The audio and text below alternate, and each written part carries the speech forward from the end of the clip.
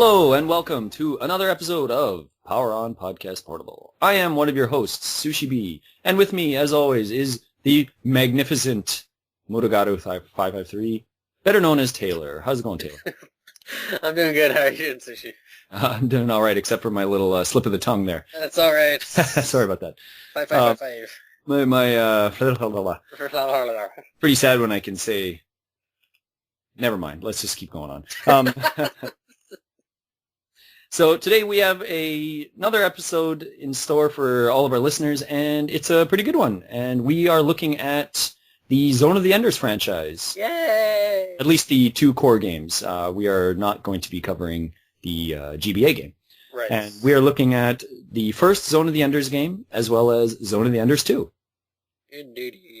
Right, and we are taking our sort of thoughts and feelings on the HD remakes, which have recently come out for the PlayStation 3 and the Xbox 360. That we are. And potentially for the Vita, maybe. There seems to be no news on that, so if you really want to get this on the Vita, keep your fingers crossed. So anyways, those are the two games we're going to be discussing today. I guess we're sort of having a versus, but not against each other so much as looking at the two games against each other. Yeah, that'd probably be best. Yeah, I think it's a little hard to break it up that way, as we have done in other episodes.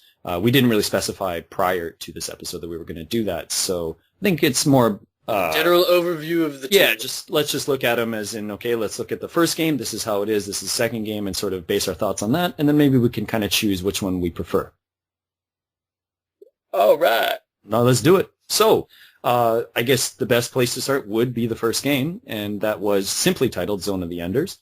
And it was a PlayStation 2 release that came out, a long time ago now, but what was that, 2001? So quite some time ago now. It was a pretty early PlayStation 2 title. One that a lot of people, from what I understand, I didn't purchase it for this reason, but a lot of people purchased it for the Metal Gear Solid 2 demo. Right. I ended up buying this game used quite a bit after, maybe around maybe 2002 or something. I don't remember exactly, but I remember getting it used for very cheap because most people had bought it, I guess, for that demo and then just returned the game. They didn't even bother to really play Zone of the Enders, from my understanding. So. Well, I was one of those that did. So. Okay. I did too. I actually didn't even play the demo for Metal Gear Solid 2. It's probably a lie. I probably played maybe like 15 minutes of or something, and I was like, I'm not really digging this. So, but I definitely played Zone of the Enders for the game Zone of the Enders, not for the demo. And it was an interesting game for its time. It pretty good looking showcase for the PS2, especially early in the life. Yeah, definitely early on. It was really kind of cool to see that and just kind of be in awe. It's crazy to think that game did come out in 2001. Yeah. I mean, long time ago. Yeah, so, and it's, I mean, with the HD, it definitely helps a little bit, but it sure the hell hasn't aged as well.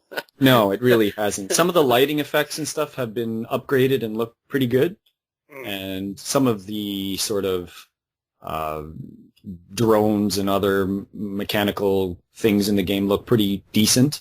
But my goodness, the video quality on those videos, like the full motion videos, are horrendous. They still look choppy and muggy and just ugly. They just plain look ugly. They're really bad looking. They're pretty, yeah. And it doesn't help the character models that are in the game. The machines and stuff don't look too bad in the videos, but the whole videos just look, I don't know, maybe at the time I guess we probably thought they looked awesome, but they are really sloppy. Right, yeah, they look very clunky now, kind of thing. Unfortunately, but I mean, it's just passage of time kind of thing. Sure. So that's too bad, but and it is a bit weird that I wonder if they had a lot of difficulty trying to upgrade it on the HD, and it almost looks like they just said, whatever, we can't even fix these. That's what it sort of felt like. I don't know if that's the case or not, but it didn't look like they did really anything to them, which is possible. It could be. I mean, I don't have the original version to kind of take a side-by-side look at, so Right. can't really say off the top of my head. I wouldn't be surprised if it doesn't look much different, though. But the in-game stuff looks quite a bit different. It looks really good.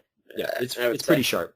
Yeah. And a funny thing I read was apparently Kojima still wasn't satisfied, actually, after the game was produced. He still thought it could have been tweaked a little bit more. And I saw, not that long ago, somebody had released a patch for the games, and they had tightened it up even more somehow. I don't know how, but there are things that, as you're playing the game, because this is a very high-speed game, you don't even notice it unless you're completely in standby mode and you're not moving your character at all.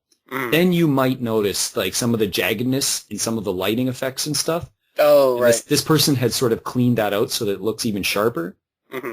But honestly, that didn't bother me because the game is moving so quick all the time.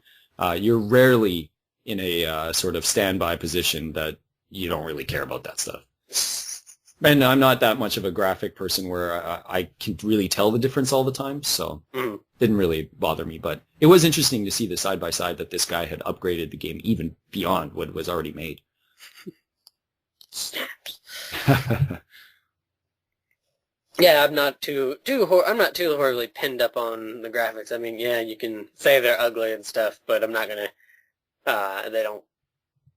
Even if they are ugly, they're not gonna be kind of an instant turn off and damper my mood when playing a game, kind of thing. It's like, these could look better than Picasso right at this point. Unless the game looks absolutely horrible. But, Right. But no, they did a pretty good job, I think, of converting it for what they had on the table.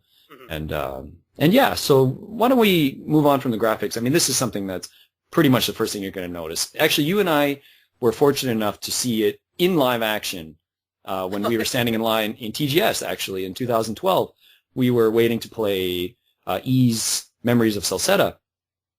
And oddly enough, the Konami booth was part of it because I forget why they had merged it. Do you remember why? They have some sort of, Falcom and Konami have some sort of, I don't know what kind of publishing deal or something? Something. They have some sort of relationship to one another, and Falcom's gotten actually a few little rewards and stuff for the games they've put out recently, and I'm not quite sure. Okay.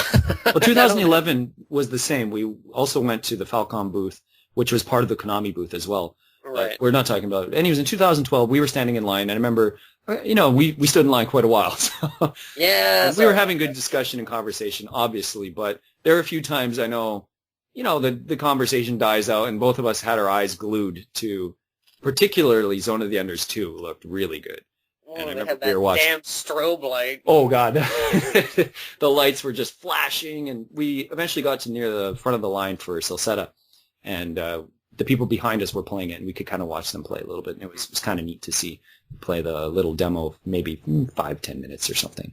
But that was at least my first look at the HD remakes at the time. And so that was kind of neat that we saw that, and now we're using that as our basis of a portable. So. Oh, the things that go on. Yes, in the world. But why don't we move on to the story for Zone of the Enders and take a little look at that and break it down just a little bit. Personally, I don't want to get too much into it because I think there's story, but you're kind of going into this game for the action. Like, the story is interesting to a point, but it's not really driving you to play the game. Yeah, it's not. Particularly the first game. Yeah. Yeah, the story for the first game, it's not really. It's definitely I would say the second one's a little bit more interesting, but the first one, it's not interesting at all. Yeah, it's... And you're just kind of like, okay, whatever, sweet. Objective A to B, please. That's all I need. Right. What do I need to do? Ada, tell me. Okay, thank you, Ada. All right, time to go destroy some ruins. Yeah! That's about... Right. So anyways, this story, though, it centers on a colony that's out in space, and you play as this character named Leo Stenbuck, and he's a young guy, and he stumbles across basically the one of two most powerful sort of mobile suits in the world, and in the solar system. In the solar system, I guess, and he's able to pilot this thing somehow, which doesn't make any sense, but he is able to do it, and people are shocked that this child. He's not quite a child, but he's young. He's preteen to teenager or something. Yeah, he's pretty young though. Yeah. And he's able to pilot this, super ultimate mega powerful weapon and with pretty much ease. Right. Within the first 30 minutes, he's piloting it, doing 360s and all kinds of wacky stuff. So that's all you need to really know. Yeah, that's about it. I mean, there's a lot of complaints from a lot of people with his character. I mean, he's kind of whiny and he complains a lot and. Right. And I agree to a point, but I do like the play between him and Ada, and Ada is the interface of his. I keep thinking of mobile suit. It's not. It's orbital frame. Orbital frame. Thank you. Of the orbital frame, and the orbital frame he's piloting is Jehuti, and Jehuti is one of the top 2 orbital frames in the solar system, as you put it. And Ada is the interface for this thing, and the AI program that is sort of learning through Leo, which is, I think it was kind of nice. I thought it was kind of cool. Yeah, like that it's a cool little thing there because it gives more than just this kind of voice to the program. So it kind of gives it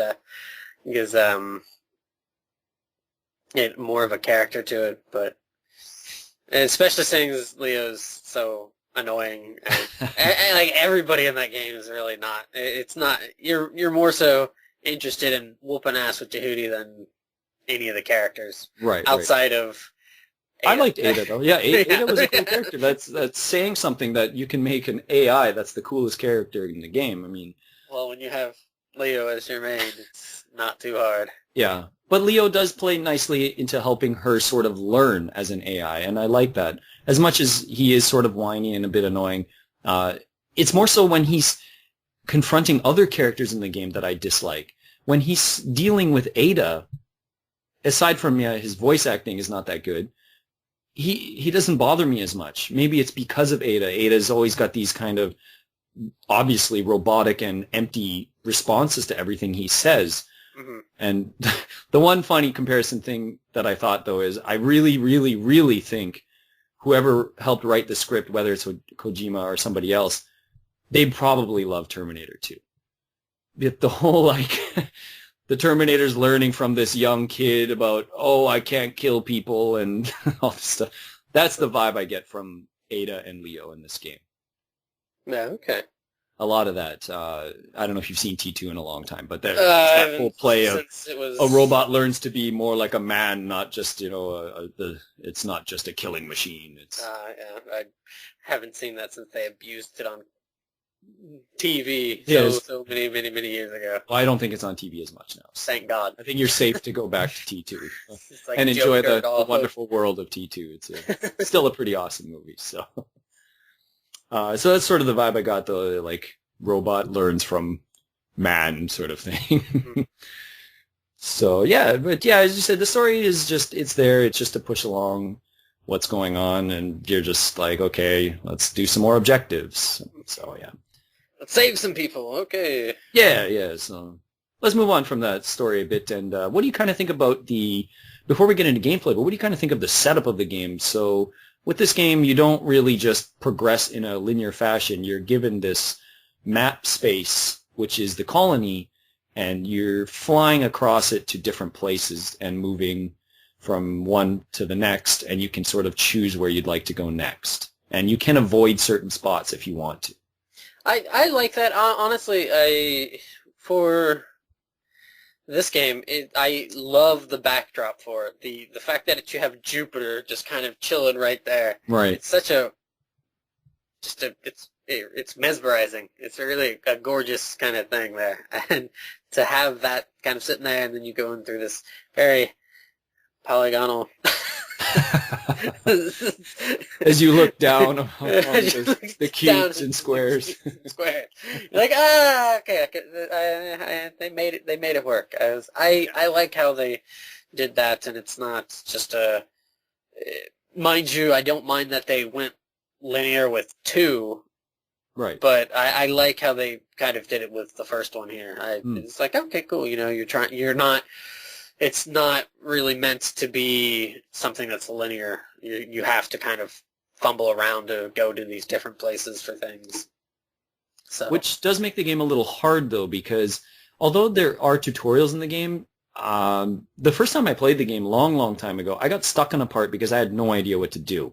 Mm-hmm. And because you are able to access different places at different times, and you sometimes need different sub-weapons and things, right. that can get a little frustrating if you're not really paying attention that you need to go here or you need to go there. That ends up drawing out the game a little longer than you'd like it to. Yeah, I guess. I don't know. Yeah, I guess. There's that one part where you have to go to that underground tunnel. Yeah. Yeah, and then you get the suit as when you're like infected. Yeah, and that part at first I got a little confused as to why I couldn't go in, and I had to go back to another place first, and then I could come back, and you were infected, and then you had to take another suit in, and so it just felt like it was drawing the game out a little more than it needed to.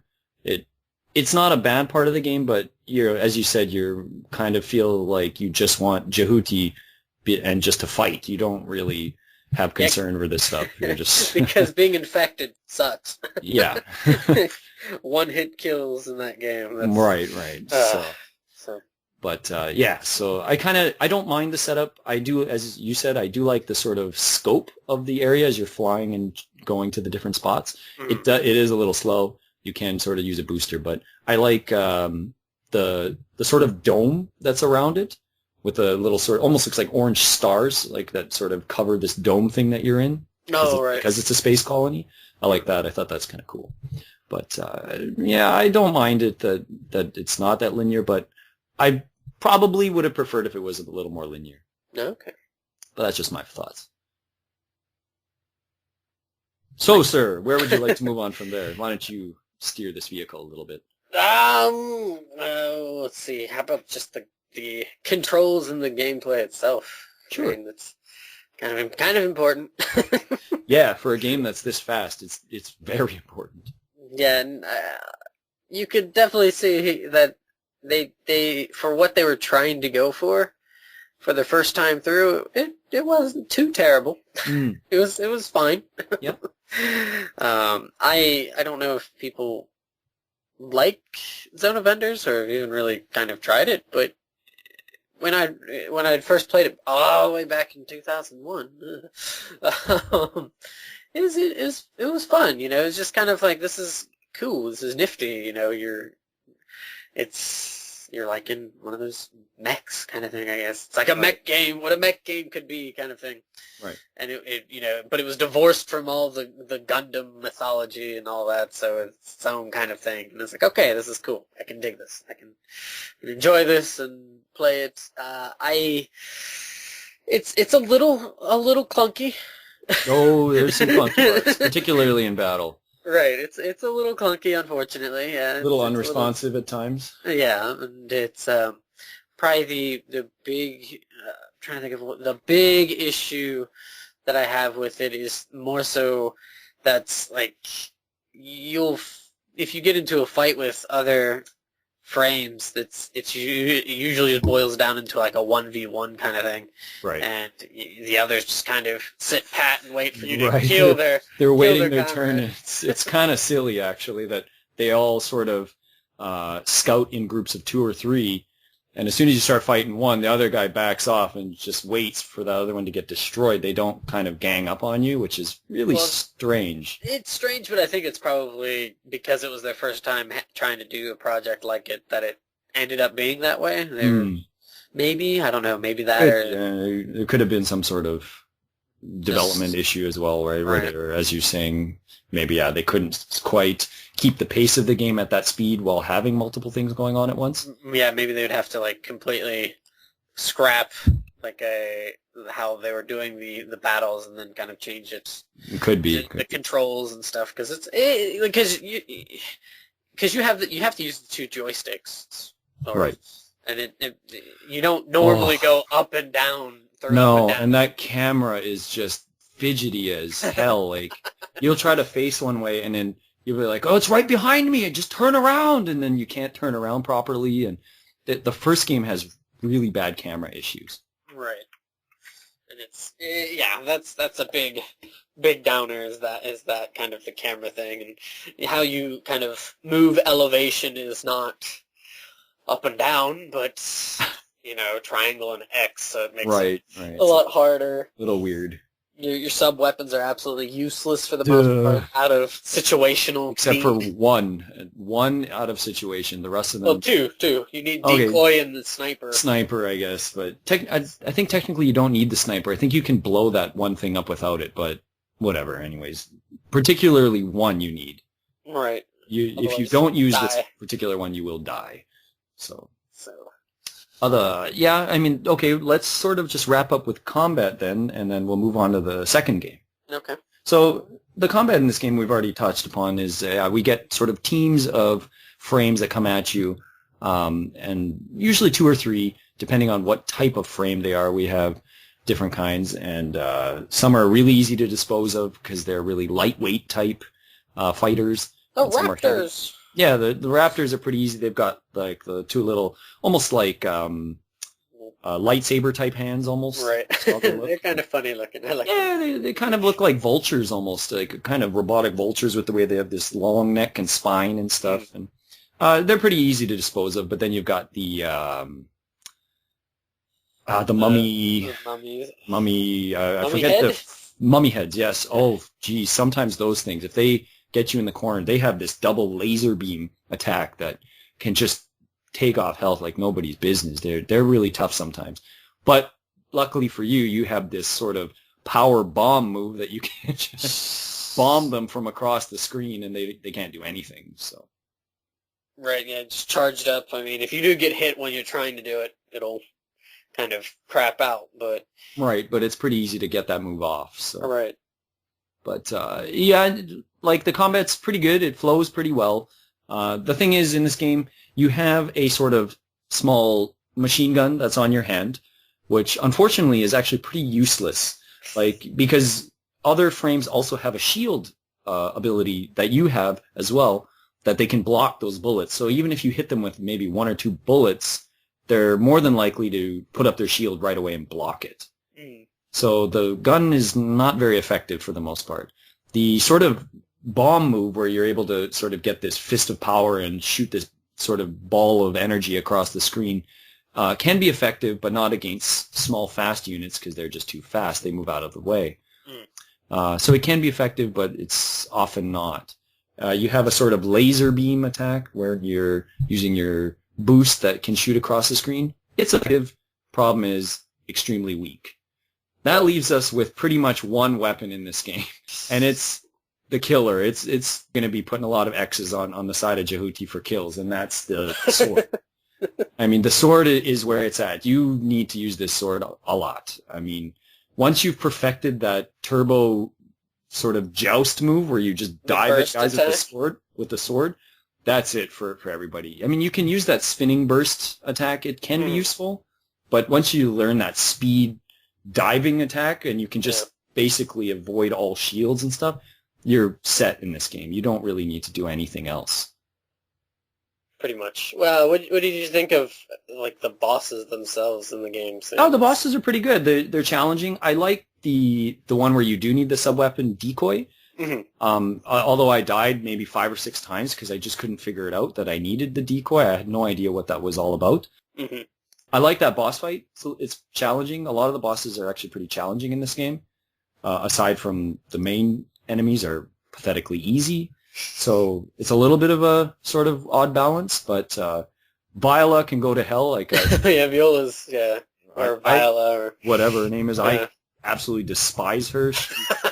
She will piss you off. She's just... Annoying. You have to fight her, 3 times? And she's so damn annoying. Yeah, just thinking about her makes me mad. So, and she has the gall to show up in the second game as well. So, even though she dies in this game, I'm sorry if that's a spoiler for anyone, but she dies. So, like the Well, because that for the what do you think of how they ended the game? Because it's not a Very very abruptly.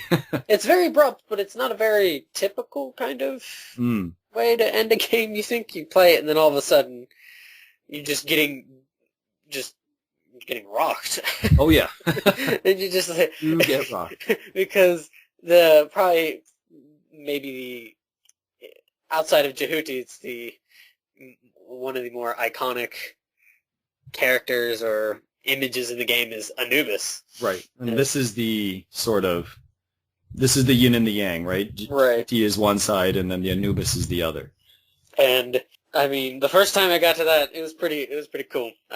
When I like way back in the day, I was like, "Holy shit, this thing is awesome!" You're thinking you're going to take this guy on, and then And you're just like, You- oh, run away, kind of thing. You Right. just kind of, aren't you supposed to? You're supposed to like hold off for like 2 minutes or something like that. just to or- hold off for a little bit of time. I don't know Yeah. how long. Maybe a minute. I don't think it's quite 2, but Okay, it's yeah. pretty hard to hold off. So right, but gotta it's get cool. that I sword like going. that. You got to get the sword going. I like that though. It's kind of like you for a final for the game for the final boss of this. It's kind of like you're not whooping ass. You're just trying to stay alive, kind of thing. Right. I thought that was a Typical. nice little twist to It's typical kind of boss fight. And this is after you've already had a grueling battle with With- Viola. Yeah. So when you get to this, you're like, oh man, I've already got so little health as it is, and whatnot. And then you're kind of thankful that you don't have to fight this guy actually, because he smokes you. So right. he's tough. He's and yeah, he's got all these capabilities, and you've got none of them. You've got a sword. You got a sword, and you can dash, and That's about it. he can pretty much avoid everything. So Right. just kind of like, yeah, you're just trying to hold out, which is Right. So Fair enough. Well, why don't we take a look at the second game then? So this second title would be Zone of the Enders, the second runner. Anubis. Right. So it follows shortly after the first game. We don't really get much of what's going on at the beginning of the game. You're just kind of dropped in, basically, and you're kind of confused. I remember I borrowed this game from a friend after playing the first game, and I didn't finish the first game, but I was just assuming the second game would start kind of similar, but it doesn't. It drops you in right away, and you're just like, well, what, okay, I'm in this weird mechanical suit that vibrates aggressively for some reason and walks extremely slow in the snow. And so you get dropped in, and the second game, I think that's just the telling sign of what's to come, and the second game is brutally hard, pretty much the whole way through. It's a fun hard though. Yeah, I think. it's I not- think it's not an to the point enjoyable of- difficulty. Anger, like you will get angry, but you won't just want to completely give up the game. Right. I Which think is it's nice. it's a good challenge. It's not like because the first one control it. isn't right. The first one isn't so bad. It's Except for the bosses, the first one's pretty damn easy. well, yeah. Even some of the bosses are kind of easy in the first one Yeah. to an extent. Some of them are a little tricky, but the second one kind of is like, nah, yeah, you that first one was just as an appetizer. Time Oh yeah, to sit in and kick some ass, kind of thing. right. Or get your ass kicked a lot. So.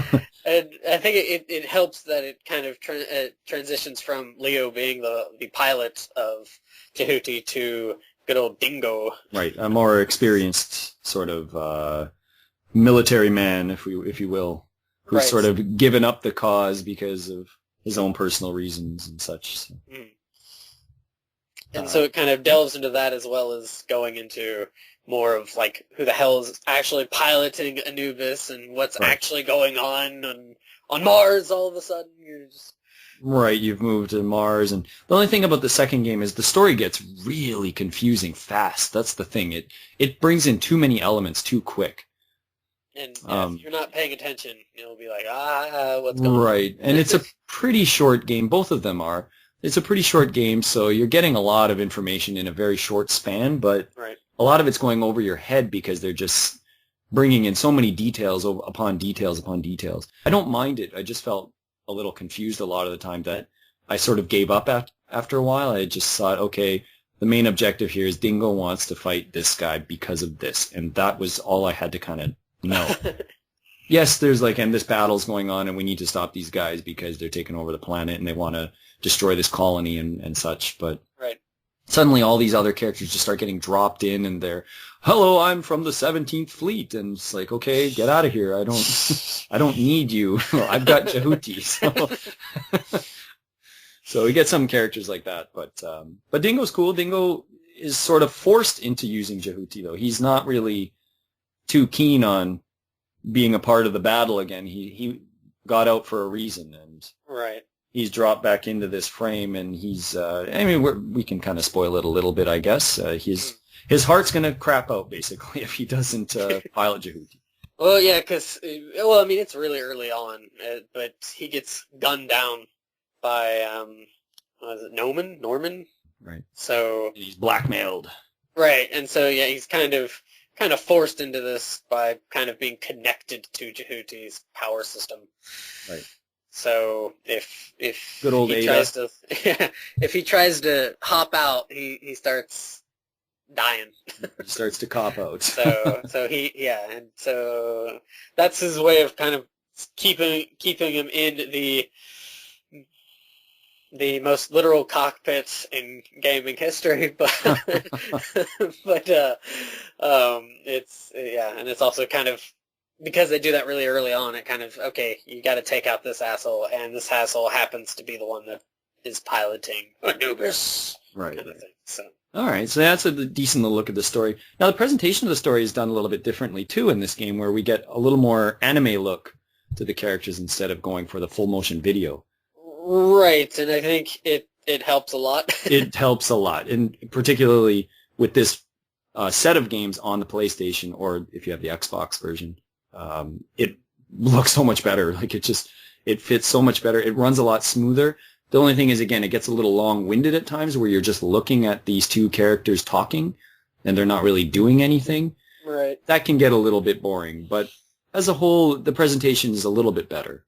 Just their reactions and their animations are a little little dull. Well, overdone. Okay. Some of Dingo's dull, but some of Dingo's looks when he's angry or something just looks really stupid. He pretty much has one eye, so he doesn't have a lot to work with. So I meant more of his face and his jaw kind of thing. Right, but half of his face is covered by his hair, is what I'm thinking too. So he doesn't have a lot of space to work with to show emotion. So. And he's a pretty angry man most of the time. Not Kratos levels angry or anything, but he's pretty angry most of the times. I don't know if you knew this or not, but if after Ada says anything in the game, if you press down, if you do the L3 or the R3, if you press down on the joysticks, the L3 will give a positive response, but if you press the R3, it'll give a negative response. I had no idea about that. Oh yeah. Interesting. Yeah. So if you press I just did the positive ones just so I could be a positive person. But if you do the negative ones, he's just kind of this is fucking annoying. Why am I doing this kind of thing? And the positive ones are come on, bring it on, next one. Son of a bitch. I didn't know that. He just pretty much had the stationary face, or just listening, and talking. So I didn't know. Well, this is in battle and stuff. So. Oh, okay. I didn't know that. Yeah. So. Interesting. All right, well, let's sort of look at the combat then. Let's kind of see how it compares to the first game. Hot diggity damn, is it a lot of fun. Yeah, it's fun. It's very tough. Even weak enemies can pretty much hand you your butt if you're not careful. Kind of like how the Ninja Gaiden reboot games have gone too, where you really got to know what you're doing. If you make a mistake, you're going to get punished pretty badly. Right. So you got to be careful. You got to learn how to use your sub-weapons. Finally, they got the sub-weapons right in this one. There still are a couple of sub-weapons that are not so good, like that one javelin thing and stuff, still pretty poopy, but a lot of them are actually useful. Geyser's really nice. The kind of like one of the first ones you get that pins in place, because you can also now grab in the game. Right. Which helps a lot. So wait, is Geyser the fist move? Geyser's the one where if you throw it holds them, kind of, right? Yeah, it pins the beams of light come out. Yeah, that one's really good. I like the fist. I can't remember the Gauntlet or something. Yeah, Gauntlet. That was really good too. If you punch them and say you're surrounded by guys and you punch 2 or 3 of them away, they go away from you for a little bit Right. and kind of defend yourself. That's the other thing is no longer are you fighting just one enemy at once. Now there's all sorts of little drones and stuff that fly around and you can target with your lasers to knock out of the sky. Mhm. And they like to gang up on you now. They will have 2, 3, 4, any number of different frames coming at you at once, and you've got to be really fast thinking to be able to move out of the way, block certain attacks, use the sword spin. Just you've got to be really careful. Right, and yeah, you can't just Leo it and Keep spamming that one sword attack. You still can quite a bit, but not to the same effect. They also, with the enemy groups, they've added the commander for some certain instances. So you'll have to take out like a commanding orbital frame because if you don't, they work very, very well in tandem. Yes, they do. Once you take out the commander, they're easy pickings though. Right. Well, I thought that was kind of cool though. Yeah. I like that too. I thought that was good. A nice kind of twist to instead of just okay, here's some more orbital frames, slaughter them. Hey. They did that like they had them in the first one too, but the fucking Cyclopses, I hate those. They're just so because they do the stupid punch and you just each time they swing at you, you just want to take off their heads. Right, they do a lot of damage. Yes, they do. They're tough. That wave, like that sonic boom kind of attack too, that knocks you back. Yeah, they're tough. We also have some sort of generators now in the game that can keep making more frames, which is also very difficult. You have to sort of go for them first, if possible, which can be really hard. The targeting in this system of this game is better, much better, and so is the camera. But because so much is going on the screen, sometimes you can't focus on particular things very easily, and sometimes that will cost you and you will die. Now, we kind of mentioned this before. I think it's kind of cool because you have all of these things going on at once that your auto track is going bonkers. Right. Like to me, I think that it's kind of cool. It gives it more of a quote unquote realistic vibe of what it does. It does, but it can be. It's annoying as hell. Of course, yeah. As much as you're playing a realistic game, it is still a video game. So. Right. I know, and some people might. I guess I'm trying to turn that turd into something much better. Polish that turd. Fair enough. So, yeah, I thought it was kind of cool, and it can be aggravating, especially when you're trying to save Levs from. But anyway. Yeah, whatever. The second game can get a little repetitive though too. I mean, the first game suffered from that a lot. And the second game has it, but the second game at least provides a few more different mission objectives. You will have to do a lot of the same battles of, okay, you're going to go through this zone and do this and this and this and just keep fighting. But they were clever enough to add some really cool battle sequences and even stuff like staying low on the ground and trying to avoid mines or fighting a full armada that's coming at coming at Mars and stuff. And it's a challenging game, but they also throw in some nice blended new ideas that spice it up a lot. Right, yeah, the boss battles are definitely, or at least some of these kind of scripted battles are definitely different from the first one. And are really, really cool. Yeah, the train's nice. I like the train. The train's a good one. Train's cool because you're moving at such a quick speed that when you hit some frames, they can't catch up to you again. Right. Which is pretty neat. Yeah, so, and then you just kind of wave to them bye-bye. Yeah, and then they just blow up. It's like, yeah. Okay. I really like the Armada fight. That one with the fleet it's such a cool fight, and the music the music is a little different in Zone of Enders 2 because they use a lot of the Beyond the Bound.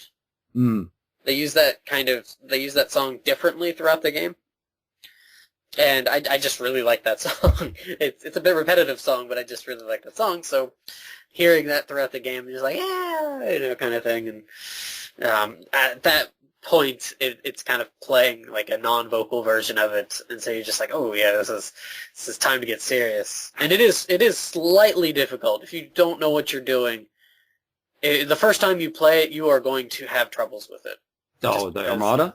Yeah, because Oh there's man, so the Armada's much going hard. on. Yeah, that's really hard. It's so much going on, and then you're like, you get these danger things, and then you're getting hit by beams, and Giant laser beams that Yeah. can kill you in pretty much one shot. And you just I think I probably did the Armada 10 times or something because I was just constantly getting caught by one laser beam or whatever, or just and tough. It's a tough fight, but I enjoyed it. I yeah, really it's enjoyed a it. fun one. Like, and then you have to do some things different with the like the last remaining ones, where the first couple you can just kind of just destroy Head on. right?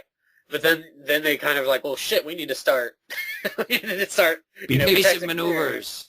yeah, and so you have to take out everything and just kind of. Still, it's good though. Viola can get the hell out of here again. She can go to hell again.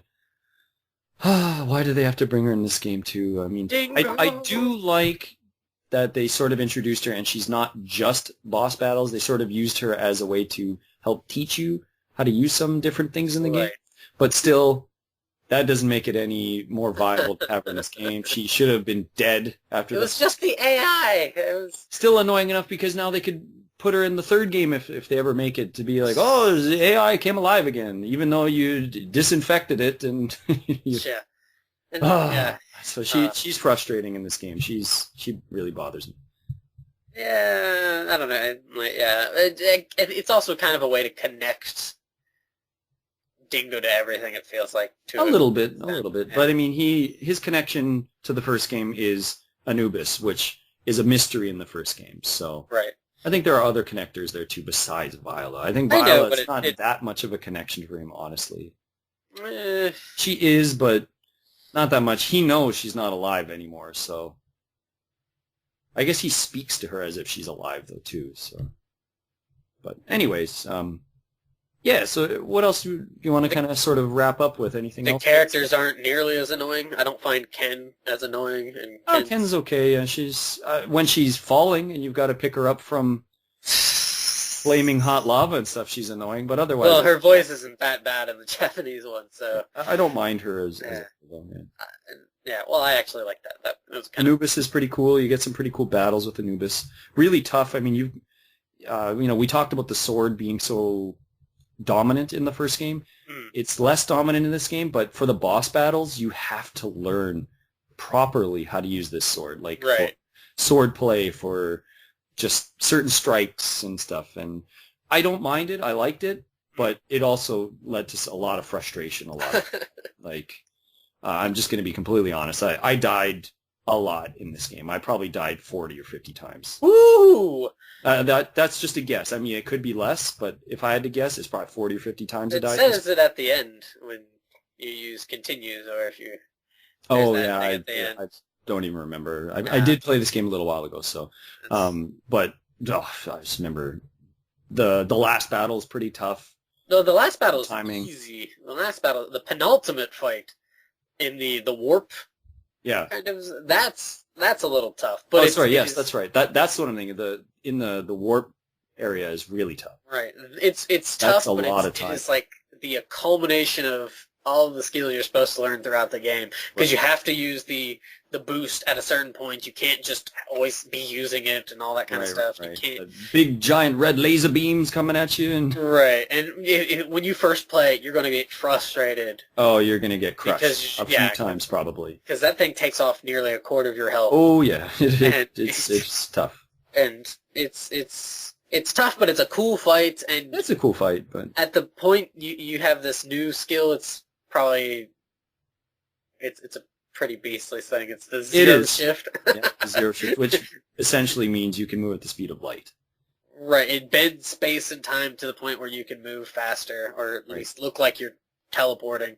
But So- also, the only weapon you have is your sword, and that at this point, Right. you've Yeah. lost all your weapons. You're now to damage Jehudi and then Right. naked Jehudi at the end of it, kind of. Right. So it's Right. it's a tough battle. It's a cool battle. I probably died 10 times doing that battle, but I was getting frustrated, but I still felt so satisfied after I did it. I was like, oh, I did it. Like, Yeah, and did your it. face Anubis. Right. You beat me 10 times, but I beat you once. That's all that matters because I get to see the ending now. Exactly. But no, I do like the second game. As frustrating as it could have been at times for me, but it was still good. Yeah, I really enjoy the second one, and it's a lot of fun. It is a little more challenging, but it's a lot the movement, the controls are a lot better than the first one. Mm. I mean, even though they do have some of their own flaws, but they're a lot better, and it's just a very fun game. And you can play through it again with all of your stuff and just decimate. So.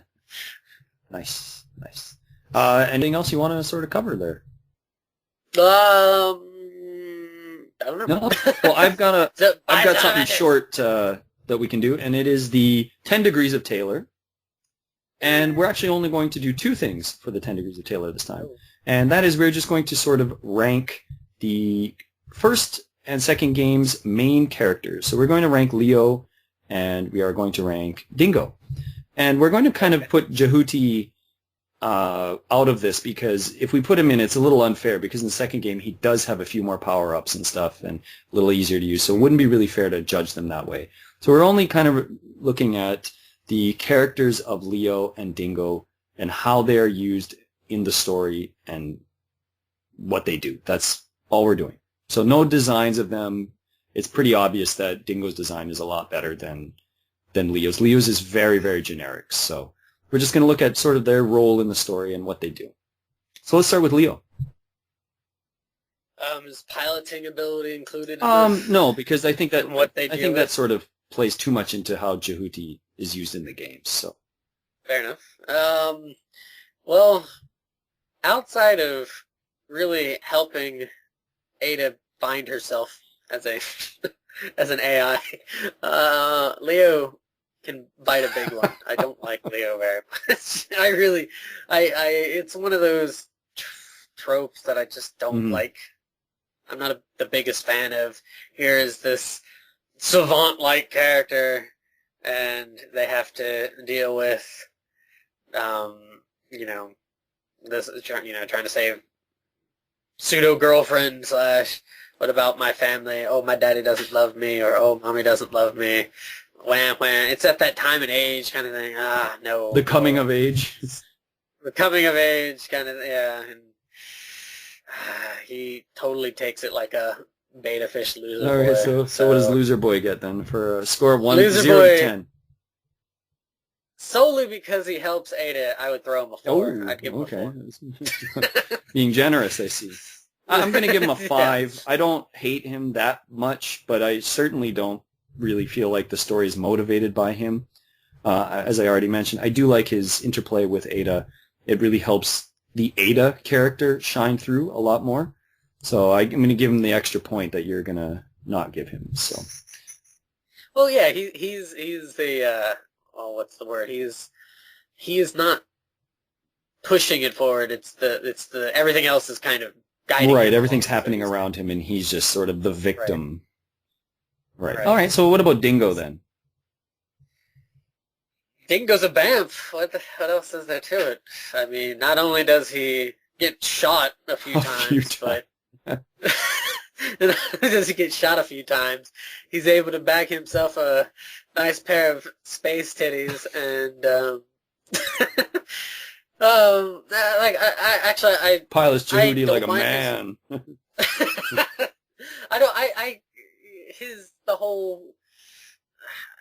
I'm out of it kind of thing, but I have to do it because of this. I don't care for as much. I'm just like, he does have some nice little kind of quips with some of the other characters, which is very funny.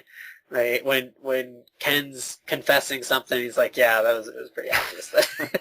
What you said was totally lying, but why'd you lie to me?" kind of thing. He's very upfront and abrupt. He doesn't really beat around the bush too much. Right. Yeah. He knows what he is, and he's confident in himself. Kind of, right? He sort of he's scarred. Yeah, he's scarred, but he sort of relearns the things that he did. Like he didn't want to be a soldier anymore, but then he's kind of come to the realization that that's what he is and that's what he needs to do. And so he does have this sort of this moral compass that is a little goofy at times, where you're like, okay, there's this giant battle going on, and he's just like, well, there's some guys out there, they were like my guys, so I got to save them. And it's like, that sounds a little goofy more than just saying full on, I don't want people to die. And he's just like, well, yeah, these guys are like my boys. trying And I'm to like, you avoid- don't know them. So, They're probably trying to avoid that because that's a very common thing. I don't want anybody to die, even though he does kind of pretty much say that. I don't want anybody to die. And you're just kind of like, okay. Yeah, in that regard. In that regard, it's a little but for the most part, he's kind of, he's like, okay, whatever. I'm kind of stuck eating this very large shit sandwich, so I'm going to digest it and I'm going to shit it back out. I'm gonna pretty much. I personally, I like him definitely a lot more than Leo. There are little bits of dialogue and scenes where it's kind of dumb, but I don't know. I would give him probably I'd at least double it for him, so he gets an 8 for me. Fair enough. I'm going to give him an 8 as well. That's the exact number I was thinking for good old Dingo there. Pretty good character for the most part. We should touch upon very quickly before we wrap this all up is that Leo does come back, though, in the second game. And he's a much better he's character. A much better character. He's a lot cooler. And I think in a little bit of the way that, we give Leo a bit of a low score for the first game, he is a touch of that. It comes from being a victim of circumstance. He is part of a bit of a weaker game when you're comparing the first and second game in a lot of ways. I don't know if that is justification for him not being as good a character. Probably not. But when you're playing the second game and he comes along, he is a lot more likable, and he's piloting the Vic Viper, which is just such a cool nod that Konami did for this game. It's a really cool nod. Right. It's a pretty spiffy orbital frame. Yeah, too. It's pretty awesome. It turns into the Vic Viper and then it changes into its orbital frame suit battle mode and stuff. That's pretty cool. He's even got some of the special moves, right? He shoots the ripple and stuff. It's pretty cool. He's got the laser shot and stuff too. So really, really neat little nod by whoever, I don't know who sort of passed that through along to the Zone of the Enders series, but I think that's a really cool idea that they added to the game. Yeah, it's very nifty. Yeah. So that's probably going to be it then, I guess, for this. Hey, so it sounds like we're both probably going to agree that the second game is a lot better in a lot of ways. Not to say that the first game is bad. I don't think people should just completely skip the first game. Even though a lot of people did. Even a lot of people seem to have done so. Right. Well, a lot of people did say, yeah. Just that being the case, it seems like a lot of people skipped on the second game because of that. The second game is pretty hard to find now on the PlayStation 2 in most regions. I don't know about Japan, but I know in North America it's pretty hard, and I think in Europe it's very hard to find as well. So this is sort of your chance to give it a shot if you've got a PlayStation 3 or an Xbox 360. It's a pretty cheap game now. I think it's not going for too much. So it's worth looking into. It could lead to a third game. No one knows at this point. It's been sort of hinted at for years, and it's never come about, so it's hard to say. But you're still getting two pretty quality games here for your collections. Yeah, and honestly, they are a bit on the quick side. Kind of brought that up. Like I don't quite remember how long it took me through the first one. I did the first one a little bit longer than the second one, just because I was dicking off a little bit more.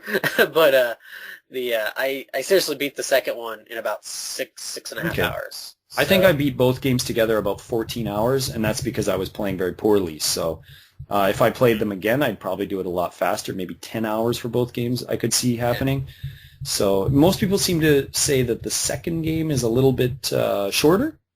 Personally, I had difficulty with it, so it took me a little longer. But you're not looking at very long games. So if that's what you like, this would be a great package to pick up. But also being said, you might want to pay a little less money because of that. So. Right. Well, I mean, yeah, it all depends on how much you value fun, I guess, kind of thing. Well, value punishments. I mean, if you're enjoying the game, if you enjoy both of them, sure, you probably pay a little bit more than somebody who's like, it was okay, kind of thing. So, time. I mean, you can go through the second one over and over again. So you can, and you have all the EX missions and stuff, and there's the whole verse thing and everything. So there's just, I would say if you don't have tons of free time, but you want to try something different and you never got around to playing it, I would suggest picking this up and giving it a go. I would too. So. All right. Yeah. So that's our look at the Zone of the Enders HD collection, or Zone of the Enders 1 and Zone of the Enders the Second Runner. All right, so thanks for listening, guys. We hope you enjoyed this episode, and you can look forward to another portable very soon. So until the next time, have a good one, and we'll see you soon.